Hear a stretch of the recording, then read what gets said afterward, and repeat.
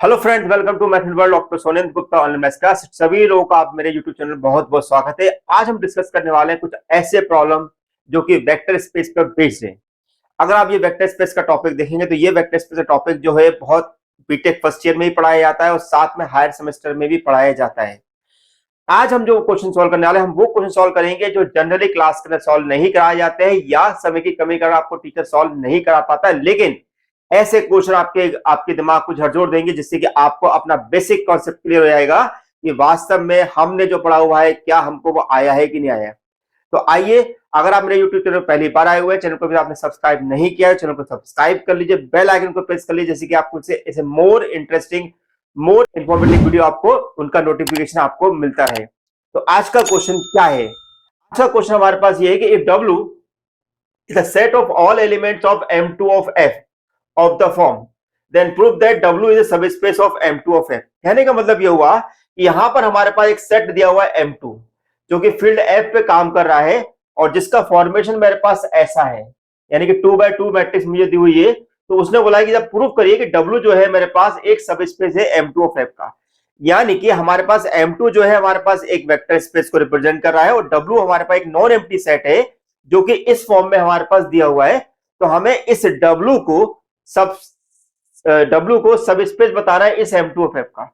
अब एक बात का ध्यान रखिए, अगर हम किसी भी सेट को, किसी भी नॉन एम्प्टी सेट को, ध्यान से सुनिएगा, किसी भी नॉन एम्प्टी सेट को अगर मुझे सब स्पेस बताना है तो सबसे पहले मुझे बताना पड़ेगा कि वो हमारे पास एक नॉन एम्प्टी हो और दूसरा जो हो कि हम क्या करेंगे, वहां पर एक दो एलिमेंट लेके चलेंगे अल्फा और बीटा W के अंदर, और हमारा टारगेट होगा कि हम किसी तरीके से और साथ में ए और बी जो है फील्ड में एलिमेंट लेके चलेंगे और किसी तरीके से हम ये प्रूफ करेंगे कि हमारे पास a alpha plus b beta जो है डब्ल्यू के अंदर आ जाए। अगर हम ऐसा करने में कामयाब हो जाते हैं तो हम वहां पर कहेंगे नेसेसरी कंडीशन जो सब स्पेस की होती है कि डब्ल्यू जो है सब स्पेस होगा M2 ऑफ F का। आइए इसको समझते हैं कि कैसे इसको हम प्रूफ करेंगे। सबसे पहले हम लिखते क्या है, given W equal to, this is AB minus BA such that A comma B belongs to F। हमें ऐसा दिया हुआ है, it is a non-empty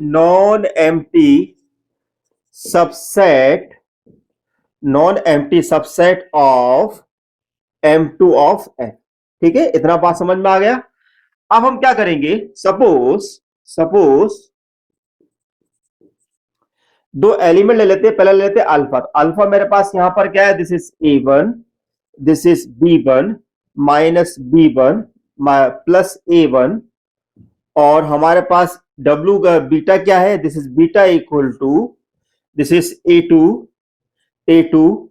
B2 minus B2 और A2, वेयर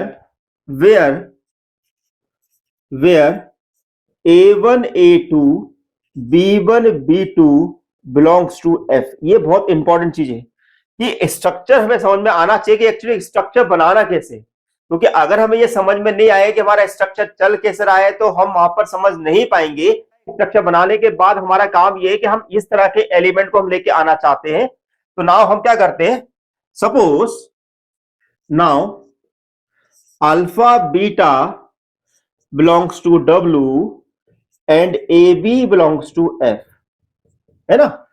ना अब हम क्या करेंगे, ए अल्फा और बी बीटा निकालेंगे और चेक करेंगे कि जो मेरे पास a alpha plus b beta मेरे पास आ रहा है क्या वो हमारे पास डब्ल्यू में जा पा रहा है कि नहीं। डब्ल्यू में वो तभी जाएगा जब उसका स्ट्रक्चर ऐसा होगा। कैसा होगा, इस टाइप का स्ट्रक्चर होगा, तभी हम डब्ल्यू में पहुंचा पाएंगे। और इसमें यह भी ध्यान रखना है, यहां पर जो भी एलिमेंट मेरे पास आएंगे वो सारे के सारे एलिमेंट जो है एफ के अंदर होना कंपलसरी है। अगर हमारे पास एफ के अंदर एलिमेंट होंगे तो डेफिनेटली हमारे पास डब्ल्यू जो है सब स्पेस बन जाएगा।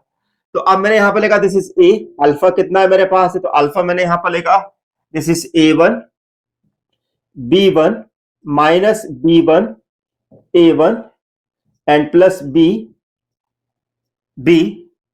A2 B2 माइनस B2 और A2, राइट।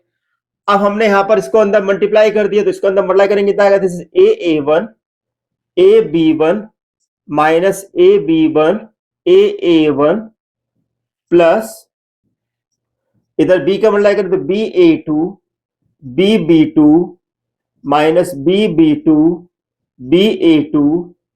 अब दोनों को हम ऐड करते हैं, कोरस्पॉन्डिंग एलिमेंट को ऐड करेंगे तो कितना मिलेगा हमें, this is AA1 plus BA2 AB1 plus BB2 minus AB1 minus BB2 then AA1 plus BA2।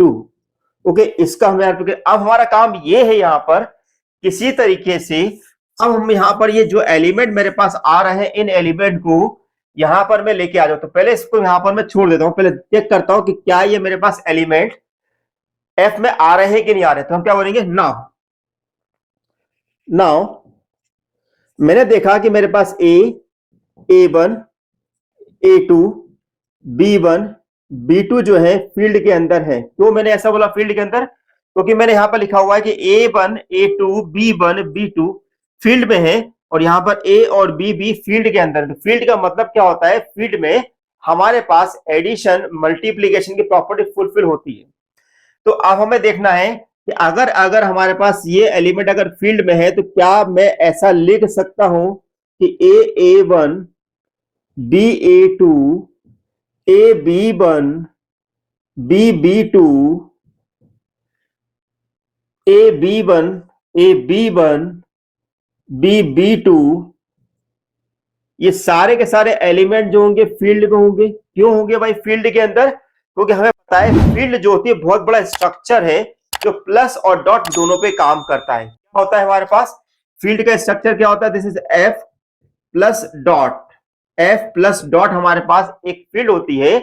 यदि वो F पर हमारे पास अबेलियन हो, डॉट पर हमारे पास स्केलर प्रॉपर्टी फॉलो करती हो, डॉट पे मतलब कि आपकी क्लोजर प्रॉपर्टी फॉलो करती हो, क्लोजर प्रॉपर्टी मल्टीप्लिकेशन की फॉलो करती हो, एसोसिएट प्रॉपर्टी फॉलो करती हो, कम्यूटेटिव प्रॉपर्टी फॉलो करती हो, साथ में हमारे पास इनवर्स एलिमेंट को भी रखती हो।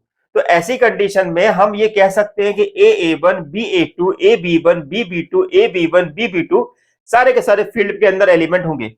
अब इस बेसिस में हम ये भी कह सकते हैं चूंकि यहाँ पर प्लस वाला एलिमेंट भी हमारे पास है, इसका मतलब है कि अगर इन एलिमेंट को अगर मैं ऐड भी करूंगा तो भी वो सारे के सारे एलिमेंट फील्ड के अंदर जाएंगे। कैसे, तो मैंने बोला कि भाई this is AA1 BA2 comma AB1 plus BB2 comma AB1 comma BB2 and this is AA1 comma BA2।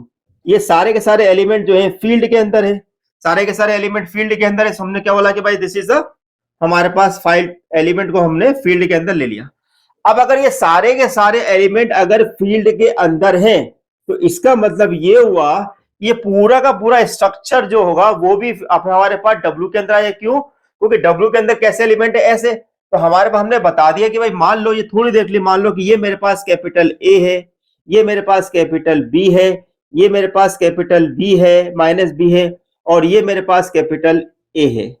तो हम क्या देखेंगे कि हम ऐसी कंडीशन में कह सकते हैं कि सारे के सारे एलिमेंट जो होंगे वो हमारे पास डब्ल्यू में चले आएंगे। तो therefore W equal to this is A, मतलब